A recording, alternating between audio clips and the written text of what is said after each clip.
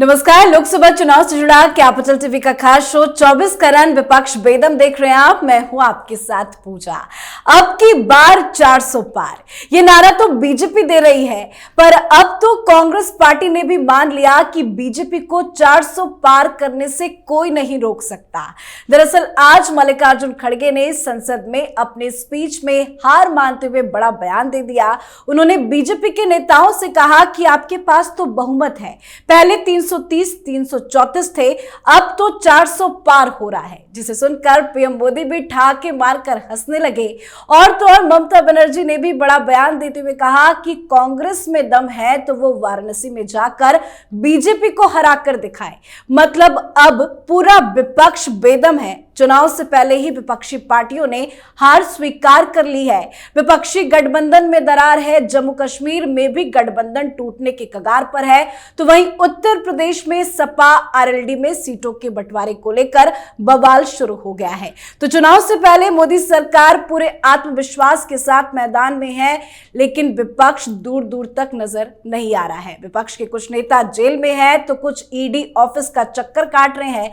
तो आज चुनाव से पहले कैसे विपक्ष ने स्वीकार कर ली अपनी हार, बताएंगे आपको। चर्चा के लिए मेरे साथ जुड़े हैं कैपिटल टीवी के editor in chief doctor Manish Kumar और एग्जीक्यूटिव एडिटर राजीव जी। सर, आप दोनों का बहुत बहुत धन्यवाद। ममता बनर्जी ने आज क्या नया बम फोड़ दिया?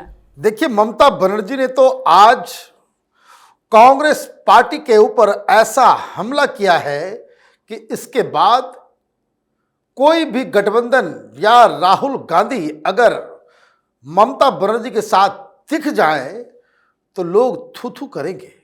अभी कुछ दिन पहले राहुल गांधी कह रहे थे कि ममता दीदी से हमारा बहुत अच्छा पर्सनल रेपो है।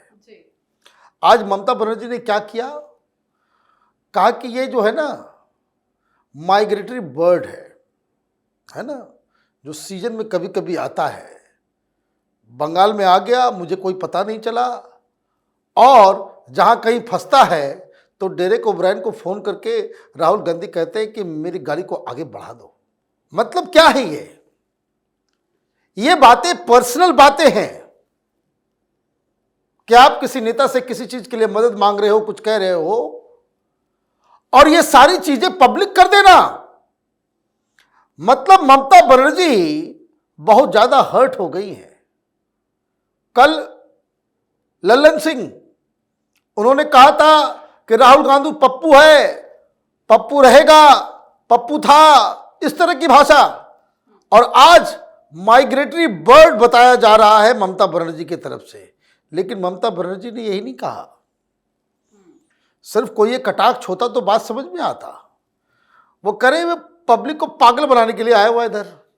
ये जाता है या फोटो शूट कराने जाता है, बीड़ी वाले के साथ खड़ा होकर के वहां फोटो खिंचवाता है, और वहां पे जितने बीड़ी बनाने वालियां हैं महिलाएं, उसमें से कोई बीड़ी बनाने जानती भी नहीं है।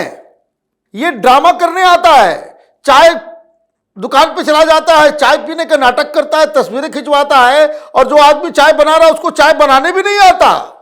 आप फ्रॉड बता रहे हो, और यह हमला पार्टी के ऊपर होता तो बात भी समझ में आती। राहुल गांधी के ऊपर आपने पर्सनल अटैक कर दिया।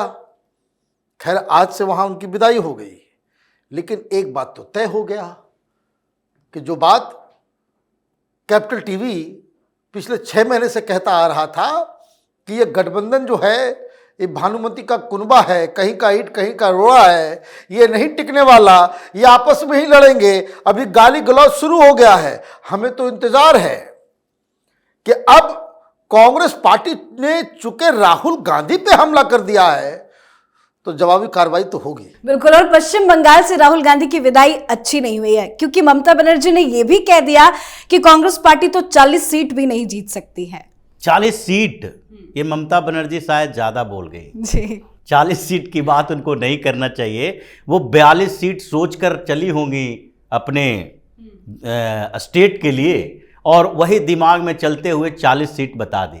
क्योंकि अभी जो पॉलिटिक्स बदला है, और जहां से कांग्रेस पिछले चुनाव में 35 सीटें लेकर आई अलग अलग साउथ इंडियन स्टेट्स में, वहां भी इनकी स्थिति बहुत खराब है। केरल में ही देखिए, केरल में भी इस बार ये राहुल गांधी की पार्टी के लिए कुछ अच्छे संकेत नहीं है।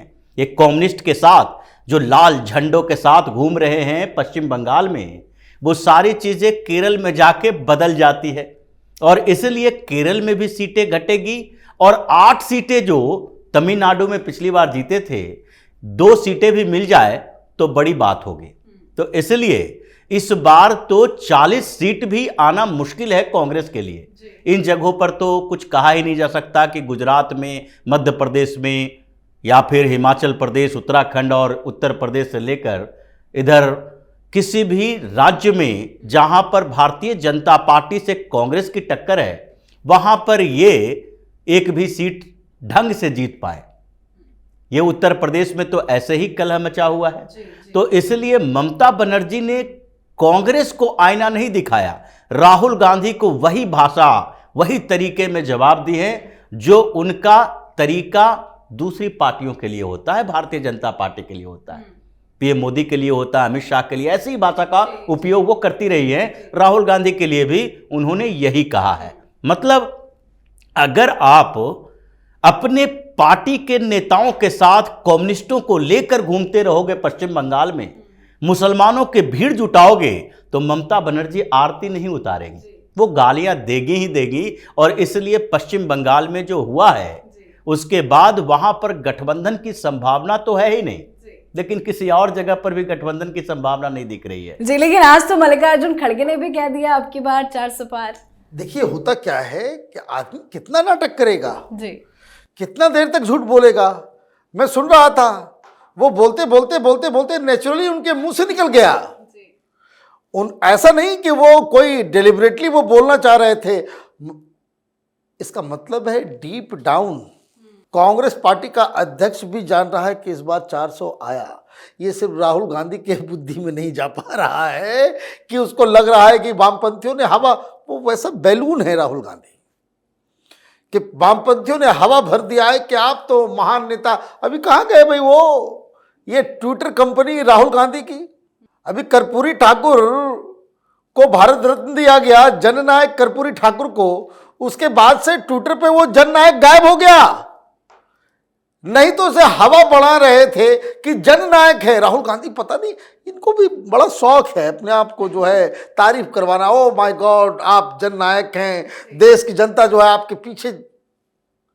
ये सब सुगुफा तो 70 साल का 80-85 साल के हैं खड़गे साहब।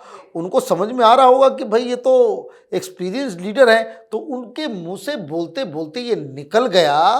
और अब आप समझिए कि जब ये मेंटली दिमाग के पीछे ये डर, अगर मान लीजिए ये कन्विंस्ड भी नहीं है, लेकिन दिमाग के अंदर ये दबाव है 400 400 400 रोज जो गूंजता होगा, कैसे इनको नींद आती होगी। या फिर ये लोग सोच रहे होंगे भाई चलो भाई राहुल गांधी को बस आरती उतारते रहो, राहुल गांधी महान है, राहुल गांधी महान है, सोनिया गांधी महान है, गांधी परिवार महान है, ये करते रहो और अपनी राजनीति जो है कांग्रेस के अंदर चमकाते रहो।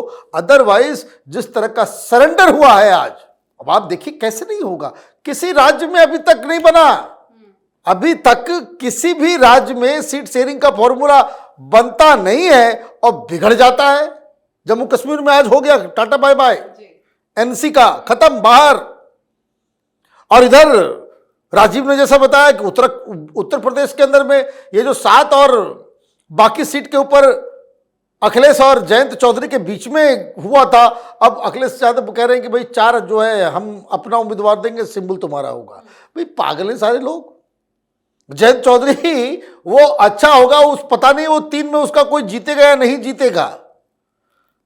पार्टी को बर्बादी करवाना है तो कोई बात नहीं, इससे तो बेहतर है वो बीजेपी के साथ पाला पलट दे। तो जितने भी अगर 4 उम्मीदवार खड़ा करेगा तो चारों के चारों जीतेंगे। यहां तो कोई सीन नहीं है, लेकिन पता नहीं इन लोगों की मति कैसे मारी गई है, बुद्धि नहीं है, या फिर ये लोग राजनीति को जो है एक एक्स्ट्रा कैलकुलर एक्टिविटी में देखते हैं। बाकी इनका जो अपना जीवन जो है मस्त छुट्टी, हेलीकॉप्टर, फॉरेन ट्रिप्स, उसमें लगा रहता जी है। बिल्कुल, सीट शेयरिंग को लेकर उत्तर प्रदेश में सपा और आरएलडी के बीच में क्या चल रहा है वो आपसे समझेंगे, लेकिन एक रिएक्शन ये भी लेना चाहेंगे कि क्या आज राहुल गांधी ने मल्लिकार्जुन खड़गे को खूब डांट लगाई होगी, क्योंकि सुबह तो वो बोलते बोलते ये भी बोल गए कि राहुल गांधी जिंदा नहीं है। अब राहुल गांधी मल्लिकार्जुन खड़गे को क्या डांट लगाएंगे जो राहुल गांधी के चरणों में गिरा हुआ है। लेकिन एक बात तो है, जो बातें मल्लिकार्जुन खड़गे ने कही 400 पार वाली, ये याद आ जाता है। कुछ तो ईश्वर कृपा भी है। जिस तरीके से इन लोगों का सनातन का शाप लगा है, भगवान श्री राम का लगा है, उसमें ये तो उपासना दिखाने के प्रवृत्ति शक्ति कहीं से लिया जा सकता है। लेकिन ये कुंभकर्ण की घटना है ना, वो तपस्या करके इंद्रासन मांग रहा था, मिला क्या? उसकी जुबान से निकल गई निद्रासन, नींद में सोए रहो। उसी तरीके से ये मल्लिकार्जुन खड़गे ये एक दिन में दो मिस्टेक कर रहे हैं। ये क्या बोल रहे हैं समझ नहीं आ रहा, फ्रस्ट्रेशन है, सब कॉन्शियस माइंड में कुछ चल रहा है। जैसा डॉक्टर साहब ने बताया कि सब कॉन्शियस माइंड में तो यही घूम रहा है कि 400 पार भारतीय जनता पार्टी, और जुबान से बोल रहे हैं हम तो जीत लेंगे, कांग्रेस जीत लेगी चुनाव। तो ये स्थितियां तो है। और राजीव गांधी की जगह बार बार राहुल गांधी बोल, और राजीव गांधी की जगह राहुल गांधी बोल रहे हैं। राहुल गांधी ने देश के लिए जान दे दी, जब जान कुछ बचा हुआ है। हो सकता है अब कब तक ये एक्टिव रहें ये कहा नहीं जा सकता। चुनाव के बाद तो जैसा ममता बनर्जी ने कहा प्रवासी पक्षी की तरह हैं, ये प्रवासी भारतीय हो जाएंगे, ये चुनाव के बाद नजर नहीं आएंगे। क्योंकि जो स्थितियां हैं कांग्रेस के लिए वो दुर्भाग्यपूर्ण है, और जो अपोजिशन पार्टीज है जो एक दूसरे से गठबंधन करने की कोशिश में भी है, उसके लिए भी कोई एजेंडा दिख नहीं रहा। जैसा उत्तर प्रदेश में है, उत्तर प्रदेश में रालोद और सपा के बीच गठबंधन लगभग तय माना जा रहा था। अभी तक तो यही लग रहा था 7 सीटें जयंत चौधरी को मिल गई, अब वो खुश हैं। लेकिन अचानक से एक ट्वीट करते हैं कि भाई मुजफ्फरनगर में हम 2009 में हारे थे, 14 में हारे थे, तो उसके बाद अब हमारी स्थिति ऐसी हो गई है मुजफ्फरनगर हम जीत जाएंगे। अब उसके बाद सपा वाले सीधे आ जाते हैं मैदान में। मुजफ्फरनगर, हाथरस, इन जगहों पर तो हमारी नजर है। आप प्रत्याशी नहीं घोषित कर सकते, आप सिर्फ सिंबल दीजिए। तो ये भी अटक के रह गया। तो पूरी तरीके से जो स्थितियां हैं स्पष्ट है कि इस बार कांग्रेस के नेता राहुल गांधी भी ये सोच रहे होंगे अंदर से कि हम ये यात्रा जो भी निकाल लें, लेकिन हार तो हमारी है ही। कांग्रेस और विपक्ष के सारे नेता ये सोच कर रखे हैं भारतीय जनता पार्टी इस बार 400 पार हो जाए। जी आखिरी सवाल और छोटा सा रिएक्शन। उदयनिधि स्टालिन जिन्होंने सनातन के खिलाफ काफी जहर उगला, उन्हें कोर्ट ने समन किया है, कितना बड़ा झटका है ये? देखिए, मैं स्टालिन के बेटे के बारे में तो बताऊंगा, लेकिन अभी जो आप लोग डिस्कस कर रहे थे, अचानक अनायास दिमाग में एक सवाल उठता है कि क्या कर रहे हैं ये लोग, ये विपक्ष वाले क्या कर रहे हैं? कुछ नहीं कर रहे हैं, यही कहें। नहीं, कितना अमानवीय तरीके से ये राजनीति चल रही है। खड़गे साहब को रेस्ट करने का उम्र है, एक्टिव पॉलिटिक्स का उम्र नहीं है। लानत है उस पार्टी में कि आपके पास कोई यंग लीडर ऐसा नहीं जो पार्टी को लीड कर सकता है। चुल्लू भर पानी में डूब जाना चाहिए। उस उम्र के आदमी को इज्जत चाहिए। उसको इस तरह से जलील करने के लिए आप राजनीति में मत झोंकिए। तो अचानक ध्यान जाता है, भाई देखिए यही शरद पवार, लगता है आपको कि भाई इन लोगों को एक्टिव पॉलिटिक्स में होना चाहिए। लालू यादव बीमार है, हर मीटिंग में सामने खड़ा कर दिया जाता है, स्टेज में बिठा दिया जाता है। वो लोग, बताइए आप इन लोगों की जिंदगी क्या है भाई? उसी तरीके से वहां फारूक अब्दुल्ला, आप बैठे बिठाए जिन लोगों रहा कहा, मैंने आप ये देखिए कि इतने बड़े बड़े लीडर रहे हैं, कल यह पार्टी हारेगी, ये गठबंधन टूटेगा, क्या इनका विरासत होगा? कम से कम अभी तक ये था कि लालू, मुलायम, शरद पवार ये सब राजनीति के पक्के खिलाड़ी थे, कांग्रेस पार्टी को जो बिल्कुल परेशान कर देते थे, गठबंधन बनाने में माहिर थे। अब तो ये सब कुछ, ये लेगेसी को भी ये लोग बर्बाद करेंगे। तो वो एक बड़ा नोट है। रही बात ये उदयनिधि स्टालिन की, ये आदमी तो जेल जाएगा, ये विधि का विधान है, ये एक पोएटिक जस्टिस इस देश के अंदर होता है। इसमें कोई, आप देखिए जैसा भी राजीव कह रहे थे कि भाई शाप मिलता है, ये सनातन को खत्म करने की इसकी हैसियत हो गई है, हिंदू देवी देवताओं का अपमान करने का इसका औकात हो गया है, ये तमाशा कर रहा है इस देश के अंदर में वोट पाने के लिए। तो ये तो कोर्ट का मसला तो अलग है। अभी आप देखते जाएं, जिन लोगों ने अपमानित किया है करोड़ों हिंदुओं की भावनाओं को, इन सबको कोर्ट नहीं, ये ऊपर से जजमेंट सुनाया जाएगा। तो क्या बड़ा फैसला आएगा उदयनिधि स्टालिन को लेकर? फैसला तो आ गया, जैसे तमिलनाडु की राजनीति में एक और पार्टी लॉन्च हो गई। ये पहला फैसला है कि थलापति विजय ने पार्टी लॉन्च कर दिया आज। ये उदयनिधि स्टालिन के लिए सबसे बड़ा झटका है, क्योंकि ये भी फिल्म स्टार ही रहा है। और दूसरी बात है, कोर्ट से एक ही दिन में समन भी आ गया। मतलब दोनों तरफ से, जनता की तरफ से और न्यायपालिका की तरफ से, वो दोनों तरफ से उसको दबाया जा रहा है। दबाते दबाते ही उसे खत्म कर दिया जाएगा। जी, बहुत बहुत धन्यवाद सर आप दोनों का। धन्यवाद। तो चुनाव को लेकर सियासत काफी तेज हो गई है। पूरी तरह से बीजेपी चुनावी मोड में आ गई है। बीजेपी इस बार 400 पार सीट का लक्ष्य लेकर चल रही है, तो विपक्ष आपस में ही उलझा नजर आ रहा है। बंगाल में ममता ने गठबंधन से किनारा कर लिया है और अब अलग अलग राज्यों में भी गठबंधन में टूट की खबर आ रही है और लगता है कुछ ही दिनों में इंडी अलायंस का खात्मा हो जाएगा। आप अपनी राय कमेंट कर लिखें। देखते रहिए कैपिटल टीवी। नमस्कार।